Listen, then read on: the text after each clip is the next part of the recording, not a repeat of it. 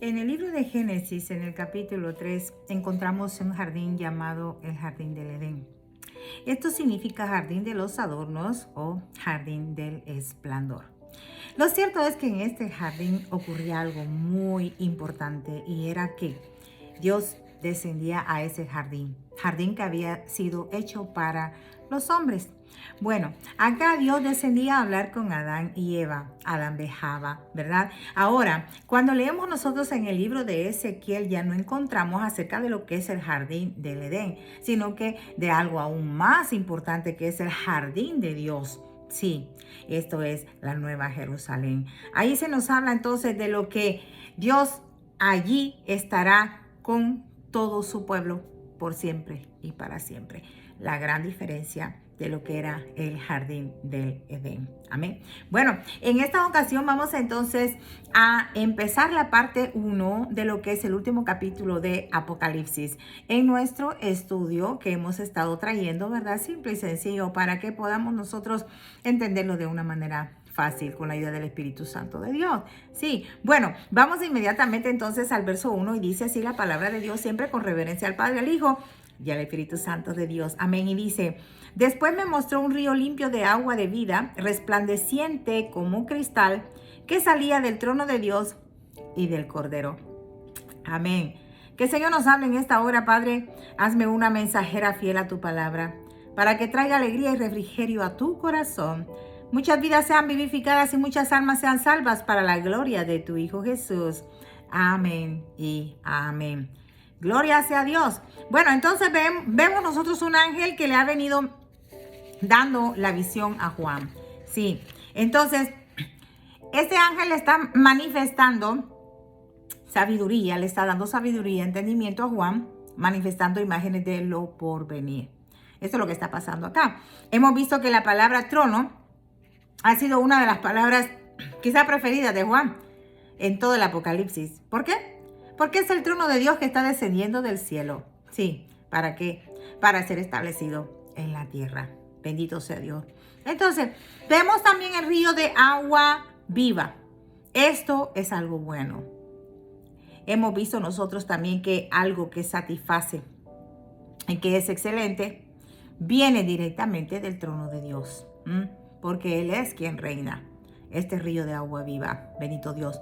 En otras palabras, podemos decir que nosotros si en verdad queremos experimentar, ¿verdad?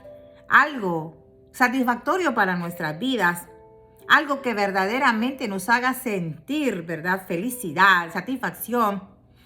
Esto lo logramos solamente sometiéndonos a la palabra de Dios. Para poder recibir esas bendiciones que satisfagan nuestra vida. Y no solo acá en este mundo, sino también en el mundo venidero, en el futuro eterno con Cristo. Aleluya. Inmediatamente verso 2 dice: en medio de la calle de la ciudad y a uno y a otro lado del río estaba el árbol de la vida, que produce 12 frutos, dando cada mes su fruto, y las hojas del árbol eran para la sanidad de las naciones. Qué revelación tan linda. Fíjense que acá nosotros podemos ver algunas referencias que presentan en este capítulo refiriéndose también al jardín del Edén. Sí, podemos nosotros encontrar podemos llamarle comúnmente unos tips. Bueno, esos tips son, ¿verdad? ¿Qué es lo que hay en el jardín del Edén y qué es lo que hay en el jardín de Dios? Y acá vemos un río. Cuando en el jardín del Edén sabemos que habían 4 ríos. Acá en el jardín de Dios solamente un río. Otra cosa importante, otro dato importante es que en el jardín del Edén habían 2 árboles. Estaba el árbol del conocimiento del bien y del mal y el árbol de la vida. Lógicamente el árbol de la vida se menciona allá, pero acá en el jardín de Dios solo estará el árbol de la vida. Amén. Bendito sea el Señor.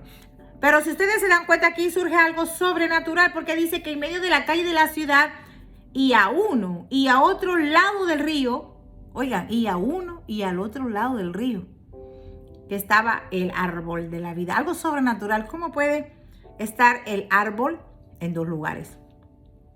A uno y al otro lado. Bueno, es algo sobrenatural que llamaría nuestra atención, ¿verdad? Entonces serán los frutos 12, un fruto por cada mes, o sea, habrá fruto todo el tiempo. Y dice también que las hojas, ¿verdad?, de ese árbol eran para la sanidad de las naciones.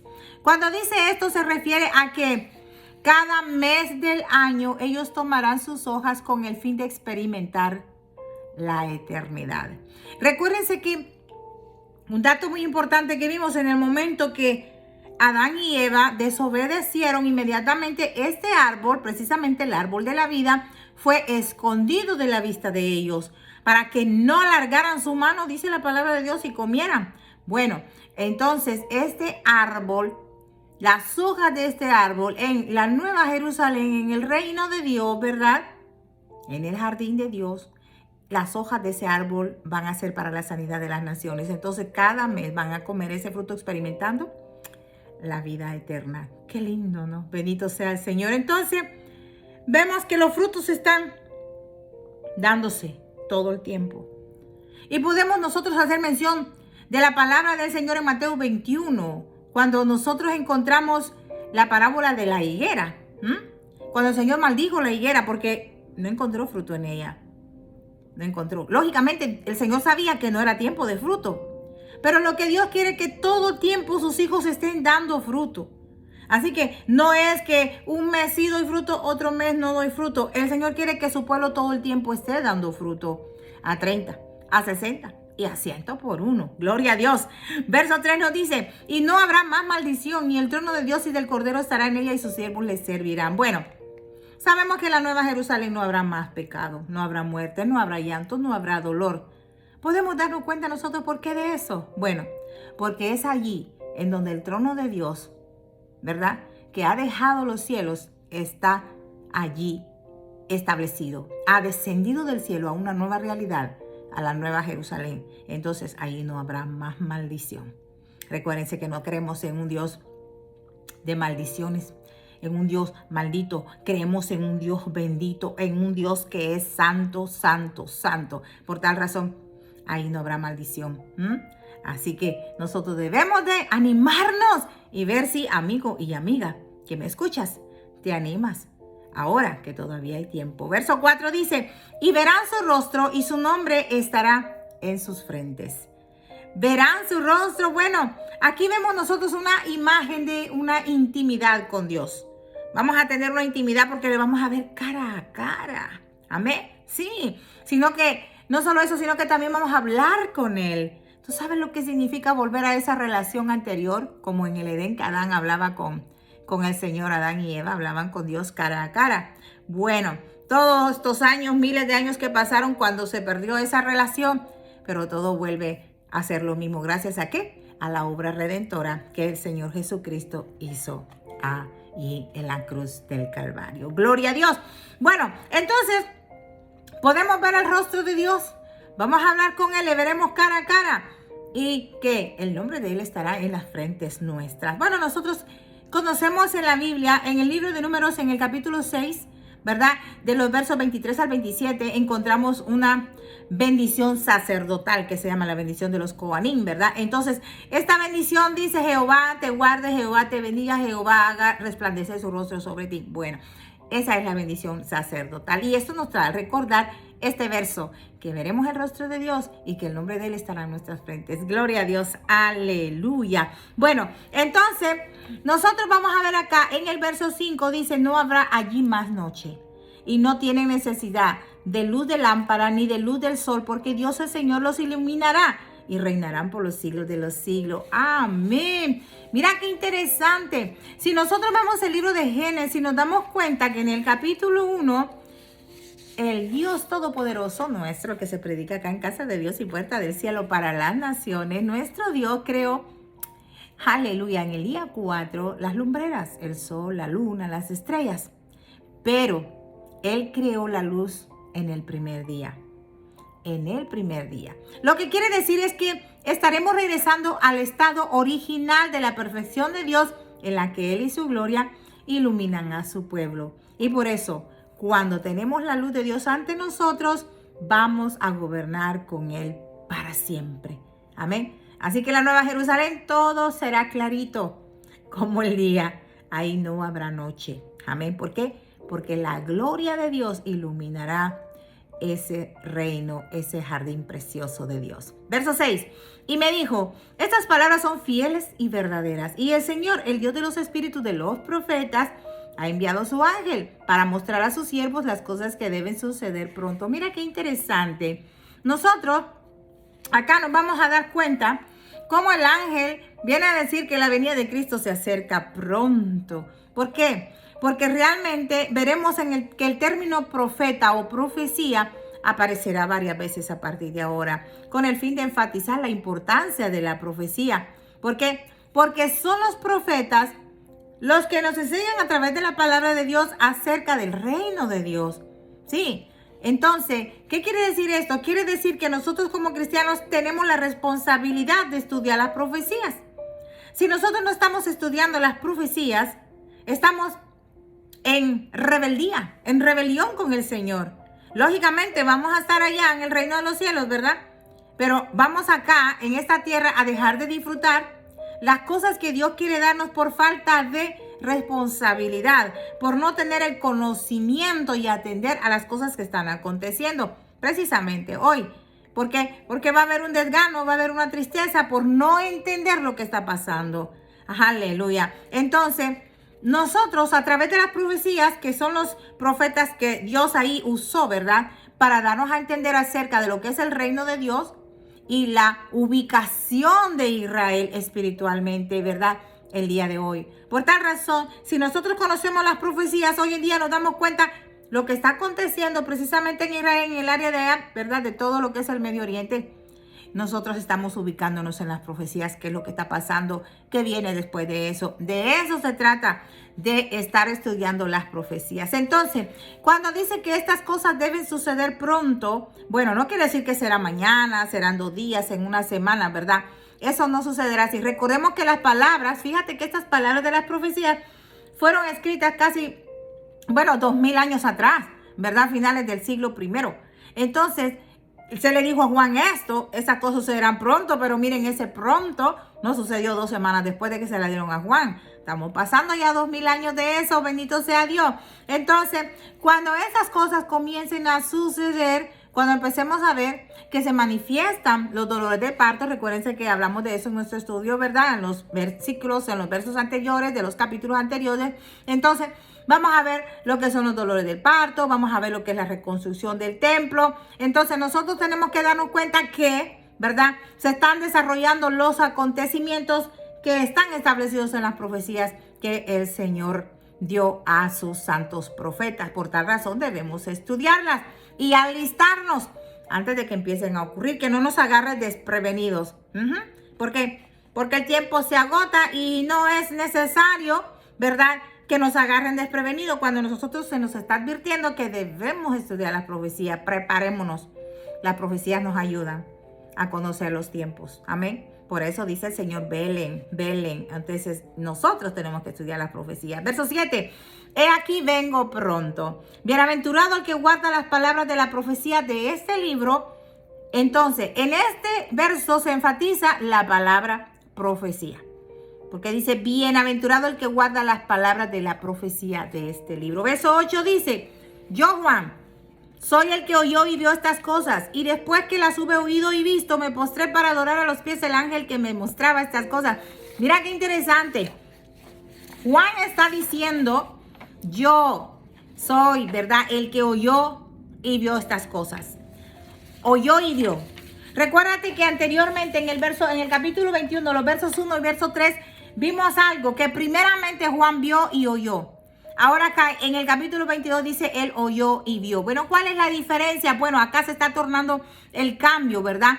Y nosotros nos damos cuenta que este es un recurso que nos ayuda, ¿verdad?, a entender las cosas muy claramente. Escuché cosas muy claramente, dice acá Juan, ¿verdad?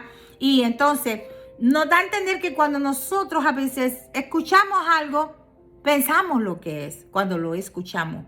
Pero cuando nosotros lo vemos eso que escuchamos, lo entendemos mejor.